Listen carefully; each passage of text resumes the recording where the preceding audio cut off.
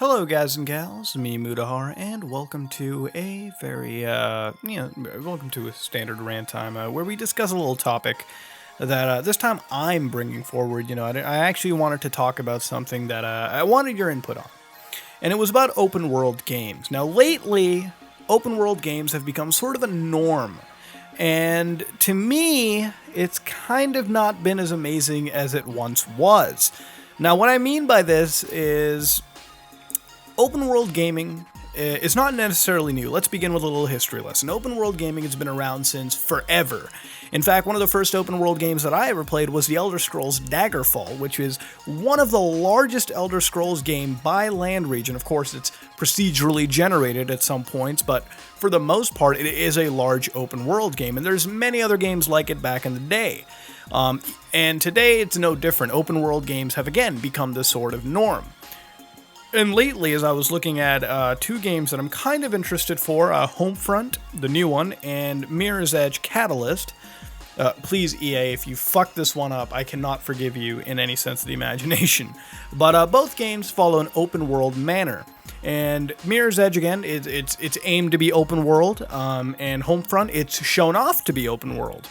And open world, again, has become this giant norm. A lot of developers, a lot of games are switching to this open world platform, and for the most part, not all of them are great. Now, let me tell you some open world games that are worth playing, okay? The Far Cry series. That is a great series of open world titles.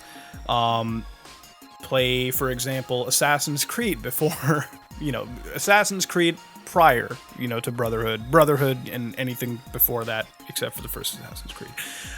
And, you have Grand Theft Auto, obviously, you have the Fallout, you have anything from Bethesda when it comes to open world, Elder Scrolls, or Fallout. And, there are good games. No one is denying that. And the reason why those games work, again, is because they give you a ton of choice. Their gameplay elements are so interwoven. But there are a brass of games that have come out, open world, that just don't stand up to any, they don't have a reason to be open world, that they completely follow what I like to call a checkpoint simulator. Not a checkpoint, a checklist simulator, so to speak. And what I mean by checklists is that recently, since this generation began, there are certain games, for example, Watch Dogs, which, by the way, is a great game. I actually really do like Watch Dogs. By no means am I actually dogging on that game and saying Watch Dogs is garbage. I actually did enjoy the story for it. I actually enjoyed the game. But one thing that was very evident with Watch Dogs was that you were essentially following a checklist of things to do. The game's side activities were incredibly bland, and they were just not worth playing through. In fact, the setup to the side activities were actually more fun than the final mission that would be unlocked through completing said side activities. The game was that pitiful. Assassin's Creed Unity, although it was a little more diverse, still followed the same, problems that game had faced. And there are a plethora of other open world games that just don't need to be open world games, and they're only made open world is because nowadays the technology really allows it. See, last generation on PS3 and 360, we did have open world games, but open world games had their constraints. You could never push the graphics as far as you could push them today. If you put open world games on the Xbox One and the PS4, they look brilliant. In fact, they're almost indistinguishable at times from the linear games that still release on those systems. Just look at Grand Theft Auto 5, one of the most prettiest looking games on the PS4 and Xbox One.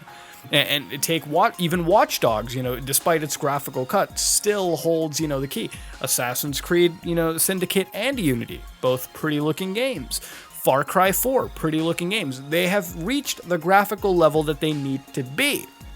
But because open world has become such a common thing to do, developers aren't giving it the justice it needs. For me, when you make an open world game, let's take Rockstar Games for example, they take years to craft a video game. They gotta make a map for it, and a map that actually is worth exploring. There's a lot of open world games made out there which are literally just linear games, but apparently they just made a map that just connects them together. And one of the big examples of this is Metal Gear Solid 5. Although that game I do enjoy because of its free-form nature, you can't deny that Metal Gear Solid 5 isn't really, the open world isn't really as spectacular as it needs to be.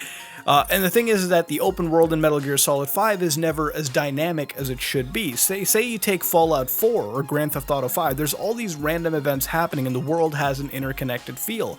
Metal Gear Solid 5 doesn't do that. It's basically a bunch of bases put on a map where you drive between them and nothing really happens in between that map. And you could say a lot for most open world games released nowadays.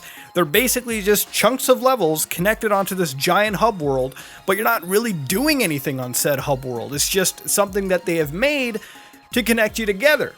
You know, that's what happens. And that's unfortunately the downside to open world games today. I don't know why the fashion has changed from linear games. There's not as many coming out these days. I mean, sure, there are linear titles, but it feels like open world has become this giant trend that many people are not putting the time and effort into doing it. Open world games have become somewhat easier to develop if you're developing like crappy games. I mean, a lot of pre-made engines exist and a lot of assets. I mean, making an open world game isn't as difficult as it was way back in the day. The accessibility has kind of skyrocketed. I mean, if you're going to make something like Grand Theft Auto 5, that's still hard as shit, but most games are not Grand Theft Auto 5. Most games are not Far Cry. Most games are not these brilliant crafted open world experiences that are open world experiences because the developers have put time and effort into it. Look, when you make an open world game, you have to make sure your gameplay is on point. Okay, you have to make sure all your gameplay elements can be fundamentally accessed at any point during the game. For example, let's take a look at Far Cry. Far Cry 3 is one of my favorite games, of last generation. Now, the game, of course, has the checklist methodology tossed into it. Of course, there are outposts that you gotta liberate and all that stuff. But here's where the differences, come into play. The game itself allows you to play it in many different ways. The mechanics are so solid that you're able to tackle these objectives in any way you see fit. Now, Metal Gear Solid does this in the same way, but the world isn't dynamic at all. Grand Theft Auto 5, the gameplay is great as all hell. You can tackle your objectives in many ways. Now, of course, there's sometimes where the game takes a little more linear approach, but yeah, it's pretty free form for the most part.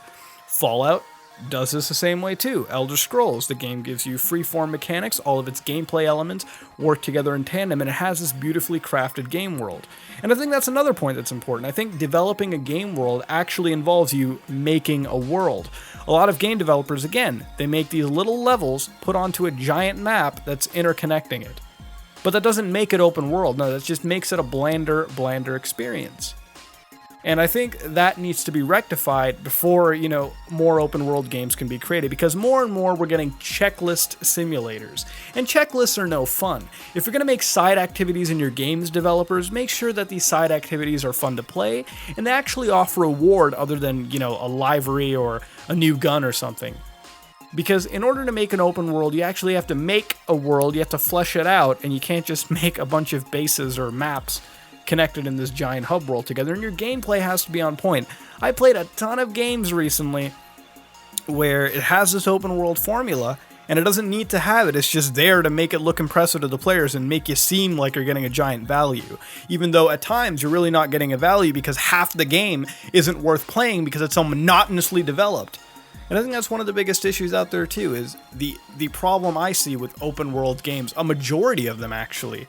And I think if you're a developer and you're making a game that is open world, actually put time and effort towards it. These aren't cookie cutter simulators. Open world games are hard to develop. They are harder to develop than a linear game, because at least with a linear game, you're following a set path, you're following a structure. You have limited things to develop for, but when you're making an open world game, you gotta develop lore, lore can be developed for a linear game, but you gotta develop, a whole world out there. You have to make sure your gameplay works, and if it doesn't work, then your game's just gonna crash and burn. And I think that's what's happening with most games nowadays. They're just not worth playing because they go for this open world format. And like for Assassin's Creed Unity, I had to struggle to finish that game because it's open world fashion. Yeah, sure, you got this giant world and it's beautiful too. But then you had to add it with these stupid fucking checklist missions that are just so painful to sit through. And honestly makes your entire game a giant chore. So please, developers, if you're making an open world game, at least give a fuck.